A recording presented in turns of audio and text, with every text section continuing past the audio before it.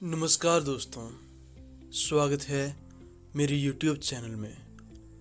दोस्तों, भारत में इस समय सबसे महत्वपूर्ण मुद्दा यूसीसी या जिसे हम हिंदी में समान नागरिक संहिता कहते हैं का है। तो दोस्तों, जैसे कि आप जानते हो कि संसद में मानसून सत्र बैठ चुका है और हमें आने वाले समय में यूसीसी पर एक बहुत अच्छी बहस देखने को मिलेगी। तो दोस्तों, जो यूसीसी के बारे में नहीं जानता है, ये वीडियो खास तौर पे उन लोगों के लिए है।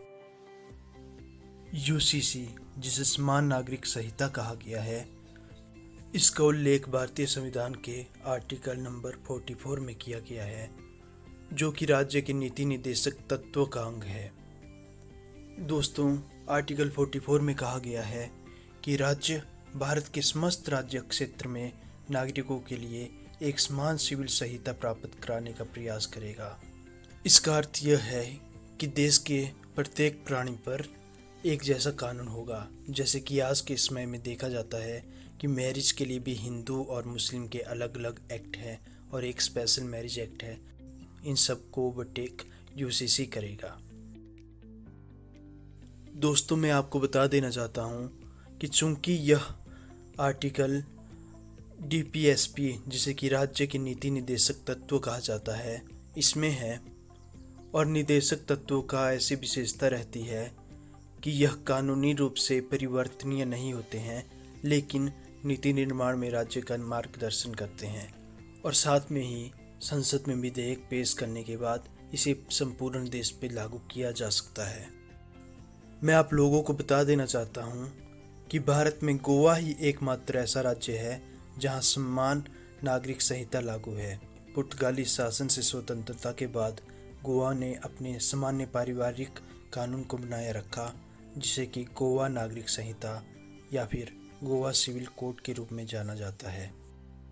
दोस्तों, हाल फिलहाल में भारत में व्यक्तिगत कानून लागू हैं। भारत में मुस्लिम, हिंदू, जैन, बौद्ध, सिख, पारसी और यहूदी के भी पर्सनल लॉ मौजूद है। दोस्तों, अब देख लेते हैं कि यूसीसी को लागू करने में चुनौतियां और लाभ क्या क्या हैं। तो सबसे पहले नज़र मारते हैं चुनौतियों पर। सबसे बड़ी चुनौती ऐसी है कि भारत में विभिन्न व्यक्तिगत कानून और पारंपरिक प्रथाएं हैं।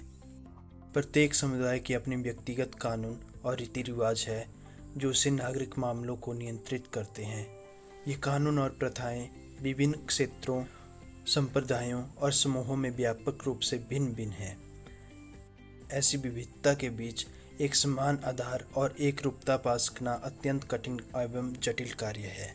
और अगर इसका दूसरी चुनौती देखें तो जैसे ही यूसीसी की बात आती है, इस पर सबसे पहले धार्मिक और अल्पसंख्यक समूहों की ओर से प्रतिरोध देखने को मिलता है। सभी को लगता है कि वो अपनी धार्मिक स्वतंत्रता खो सकते हैं।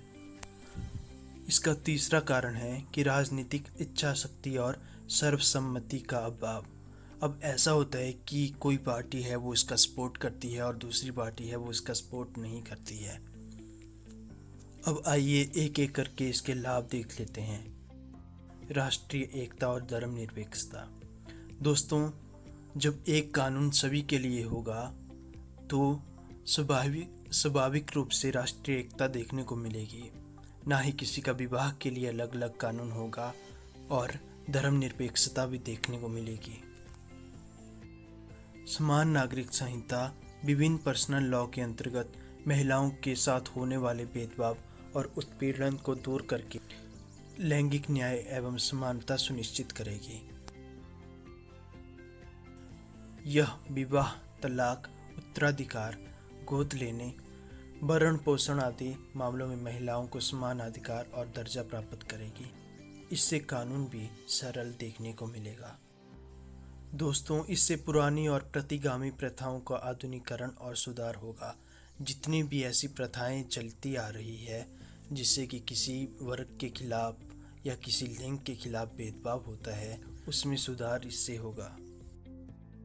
तो दोस्तों, अभी मानसून सत्र में यह बिल रखा जाएगा और देखते हैं इसके बाद क्या देखने को मिलेगा। हमारे देश को यूसीसी मिलेगा या नहीं, यह एक जानने का विषय है। धन्यवाद।